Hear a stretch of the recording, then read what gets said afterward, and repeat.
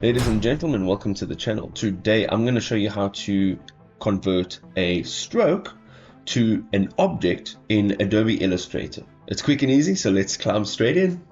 So I've got a stroke over here, and if you go ahead and select it, just like this, you'll be able to change all the details about it. So I have made the fill transparent, and I've made the stroke 29 points. Now, of course, you can change this, but there are a few things that you can't do because it's a stroke and not an object. So we're going to go, making sure that it's selected, up into the toolbar. Let's click on Object, and we're quite simply going to come down to Path, and from here we are going to look for outline stroke.